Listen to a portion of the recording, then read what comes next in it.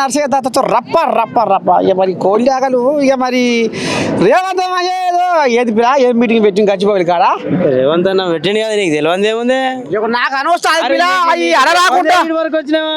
అవి అనరాకుంటున్నాయి పదాలు ఏంటి అవి నీకు తెలియదు ఇంతవరకు వచ్చినావు అంటే sub register office, integrated district sub register office, ఇంటర్గేటరా అన్ని ఒక 5-6 రిజిస్ట్రేషన్ ఆఫీసులు కలిపి ఒకటే దగ్గర పెట్టు. ఓహో ఇదా ఇప్పుడు మరి ఇలా కథ ఏం చెప్పిన కథ ఇయ్యాల గచ్చిబౌలిలా శంకుస్థాపన, దాని శంకుస్థాపన అయింది అక్క. ఏం సంగతి ఏం పెట్టే మీటింగు ఏం చెప్పి పాయే అప్పుడే బుర్రన ఉరికిండు శర్రపిట్టోడే నేను రాకముందుకే ఉరికిండే అమ్మా అప్పుడే అన్నకి చాలా పనులు ఉంటాయి రేవంత్ రెడ్డి అన్నకి. ఆయన చెప్పిన టైంకి వచ్చిండ్రు. ఇంటిగ్రేటెడ్ సబ్ రిజిస్ట్రేషన్ ఆఫీస్ మా దగ్గర ఇనాగ్రేట్ చేసిండ్రు. షేలింగంపల్లి మహిళా అధ్యక్షురాలుగా నేను చాలా మహిళా అధ్యక్షులు చాలా ఆనందం వేస్తుంది. మా కాన్స్టిట్యున్సీలో ఈ రంగారెడ్డి చుట్టుపక్కల 11 రిజిస్ట్రేషన్ సంబంధించింది ఇక్కడ ఒక ఇంటిగ్రేటెడ్ పెట్టినందుకు మేము చాలా ఆనందంగా ఉన్నాం. దీనివల్ల ఏమైనా ఫాయిదా అవుతుందా? డెఫినెట్గా అవుతుంది. ఇప్పుడు రేవంత్ అన్న అదే అన్నారు కదా, ఇప్పుడు ఎట్లుంది రిజిస్ట్రేషన్ ఆఫీసు కొత్తగా జంట పెళ్ళైన వాళ్ళు వెళ్తే కూడా అసలు అసహ్యంగా ఉంది. ఇది చాలా నీట్గా ఉంటుంది, 5 స్టార్ హోటల్ విధంగా కడుతున్నామని అన్నారు. ఇంకొకటి రిజిస్ట్రేషన్ కూడా స్లాట్ వైజ్ చేసి సులువుగా 10 నిమిషాల కంటే ఎక్కువ సమయం లేకుండా వెచ్చించకుండా ప్రజల టైం వేస్ట్ కాకుండా హ్యాపీగా వచ్చి ఒక మంచి వాతావరణం రిజిస్ట్రేషన్ చేసుకొని ఫ్యామిలీ మొత్తం వచ్చి ఉన్నా కానీ అసలు ఇబ్బందికరంగా లేకుండా. ఇప్పుడు ఎట్లున్నాయంటే వాష్రూమ్స్ లేకుండా చెప్పారు కదా రేవంత్ అని ఆల్రెడీ చెప్పారు. వాష్రూమ్స్ లేవు, కూర్చుందామంటే కుర్చీలు లేవు, అట్లా లేకుండా ఇప్పుడు చక్కగా ఉంటుంది. సకల మర్యాదతో రిజిస్ట్రేషన్ చేసుకున్నాడు కూడా ఒక దొంగలాగా కాకుండా దొరలాగా బయటికి వెళ్తారు. ఓ అమ్మ ఓ తల్లి నర్సయ్య తాత గాంధీ భవన్లో 2 సార్లు కలిసిన మా సునీతక్కతోని. అరే నేను అవును కాదు నాకు ఇప్పుడు రావు పలకరిస్తేనే లేడు. అవు అవు కలిసినాం గాంధీమానం కలిసి ఇక మరి ఇంకా కూడా కొంతమంది మా మనవరాన్ని కలిసిరు. మరి వీళ్ళు ఏం చెప్తారో ఏం కాదో అది ఇప్పుడు ఏం లేదు. కానీ ఈ మార్వాడి ఓ పిల్ల ఆగురేష ఇప్పుడు ఆడోళ్ళు ముందర ఉండాలా ఉండొద్దా? జర్ర 2 నిమిషాలు ఆగురు మీరు. ఇప్పుడు మార్వాడీలు గోబ్యాక్ అని ఎక్కడో మార్వాడీలట ఇక్కడ తెలంగాణలో ఆడబెట్టి సంసారం చేస్తున్నారట. ఇక్కడ ఉన్నోళ్ళు నెగలిస్తలేరట. గీమేం చెప్తూ చూద్దాం. మరి ఎట్ట జంగుతామా? అట్లేం లేదు అన్న, అందరం మంచిగా కలిసే ఉంటాం తాత. మేమైతే అందరం కలిసి ఉంటాం. అట్లా గొడవలు ఏం గోళలు ఏం లేదు. వాళ్ళని ఎలగొట్టాలి ఉండొద్దు, తెలంగాణ ఉండొద్దు, ఎలగొట్టాలి అని కాకరం కట్టుకుంటాడుగా. అట్లేం లేదు మేము అందరం కలిసి మంచిగా మేము అందరం కలిసి మెలిసి ఉంటాం. ఉవ్వరమైనా లేదు. అంతేనా? పంచాయతీలు ఏం లేదు. అంతే అంతే బట్టి ఇక్కడ మార్గ అర్థమైంది. అట్లని కాదు, హైదరాబాద్ అంటే మినీ ఇండియా. ఇక్కడ 29-30 జిల్లాలు రాష్ట్రాలు. ఆయన మార్వాడు, ఆయన బట్టి విక్రమార్క మా బావ అంటుండట. మరి అందుకనే చల్లగా అయిందా ఏంది పంచాది? అట్లని కాదు, రేవంత్ అన్న మా అన్న అన్నాము, అందరు అన్నాయి కదా. అట్లనే బట్టి విక్రమార్క అని బావ అంటే ఇక ఆయన బావ అన్నాడు, మేము అన్న అంటాము. అంతనే వరుసలు ఏముందన్న, మా ప్రేమ మమకారంతో హైదరాబాద్ అందరికీ వెల్కమ్ చేస్తున్నది.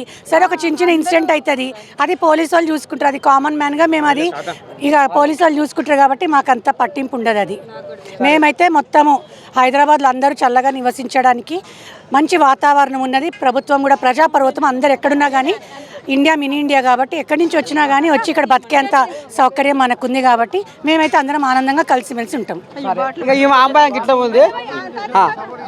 ఇక మరి ఎట్టంటే సంగతి ఇప్పుడు ఉపరాష్ట్రపతి కథ జరుగుతుంది పిల్లగా ఢిల్లీలో. మరి ఉపరాష్ట్రపతి కావాలంటే మరి సంఖ్య ఎక్కువ కావాలన్నా ఏవో ఎన్డీఏతో పోటీ పడుతుందుకు. మరి మీకు కొద్దిగా తక్కువ ఉన్నట్టు కొడుతుంది. మరి న్యూట్రల్గా ఉన్న ఎంపీలను ఏమైనా సై చేస్తుర్రా? అవుతుందేనా? ఆల్రెడీ సై చేస్తారు కాబట్టి ఇక్కడి వరకు వచ్చిండ్రు. ఈసారి రాజ్యసభ తగ్గపోరేనా? ఇక తగ్గపోరే. మొన్ననే పెట్టినాం, చూసినాం కదా ఢిల్లీలో. అంత పెద్దది కావాలని పెట్టలే. మరి ఇప్పుడు బీఆర్ఎస్ కోంజాగలు ఏమైనా సంతకాలు కడితే మీకు పనే అయిపోయింది, మొత్తం పనే అయిపోయింది వాళ్ళది. ఇక వాళ్ళ పనే అయిపోయింది. ఒక నిమిషం, ఇప్పుడు కాదు పిల్లగా మీరు ఏమంతమయ్యనే నేను కేసీరావు కాడికి పోతా ఆయన నాకు అపాయింట్మెంట్ ఇస్తే నేను ఆడికి పోతా, బాయ్ కాడికి పోయి మందలిచ్చి వస్తా, మాట్లాడి వస్తా అంటుంటే మీ రేవంతమయ్య ఇక మరి నువ్వేం సకన అయిపోయింది అలా పైన అయిపోయింది అంటున్నావు. అన్నీ అయిపోయింది కాబట్టి వాళ్ళు ఇక ప్రజలే చూసిరు కదా, వాళ్ళకు 10 ఏళ్ళు చూసుకొని ఉన్నారు. బాయికాడ వండబెట్టిరు, అది అయిపోయింది, కథ అయిపోయింది. ఇప్పుడు ఉపరాష్ట్రపతిని సుదర్శన్ రెడ్డిని మనం గెలిపించుకోవాలి. కేసీరావయ్య నాకు ఏమన్నా అపాయింట్మెంట్ ఇస్తే పోయి కలుస్తా అని మీరు ఏమంతమై అంటుండో. కలుస్తాం, ఇస్తే కలుస్తాం. బరాబర్ కలుస్తాం, దగ్గేదే లేదు. వెనక అంగు అయితే అంగు లేకపోతే అబ్బో అన్నిట్లలో ఉన్నాయి కోడి జాగలు. ఏది పిల్లగా మీరు అంగీరు ఎట వేసుకోరు అంగీరు ఎట సంగతి ఏ ఊరికి వెళ్ళి వచ్చినావు మగోనివి? ఇక్కడ నుంచి ఎన్టీఆర్ నగర్ నుంచి వచ్చినాం. మరి అంగి ఇది ఎక్కడి బాబద్ది అంగి ఈ అంగి వేసుకున్నావు? ఈ అంగి రవీందర్ అన్న. ఎక్కడి రవీందర్ కోజాగా? ఇలా బిరుగానే ఉంది కథ. అయితే మేమేం తినాలి? మాకేం రైతు బంధు ఇస్తున్నాడా? మాకు ఇల్లు లేదు, ఏం లేదు. ఎగిరితీవి డాన్స్ చేసి వచ్చిండ్రు, ఊకే డాన్స్ చేసినాము. మాకు ఎక్ చెప్పకుండా మీటింగ్ చేసి ఈయన ఇల్లు. మాకు రైతు బంధు లేదు, మాకు పేదలకు ఇల్లు లేదు. ఇచ్చిన వాళ్ళకి ఇస్తున్నాడు, ఉన్న వాళ్ళకి ఇస్తున్నాడు, లేని వాళ్ళకి ఇస్తలేడు. మేము ఏళ్ళ వరకు వచ్చినాం. రూమ్ రేటు 8,000 10,000 చేస్తున్నారు. మాకు పని దొరకలేదు. ఏం తిని బతకాలి మేము ఇవాళ కాలంలో? ఎట్లా చేయాలి? వస్తేవి పోతేవి మీటింగ్ చేసి నీ కార్లో కూర్చొని పోతుంది. మేము ఏడ కూర్చున్నాలే, మాకు తినడానికి లేదు. ఇక మరి పిల్లగా రేపో మాపో సర్పంచుల ఎలక్షన్లు రాబోతున్నాయి. మరి కథ మరి అటు ఒరిగేనా ఇటు ఒరిగేనా మరి గాలి ఎటో మలుతుందని ఇక వాళ్ళు అనుకుంటుర్రు. మా దిక్కే అని వాళ్ళు అంటుర్రు, మా దిక్కే అని మీరు అంటుర్రు.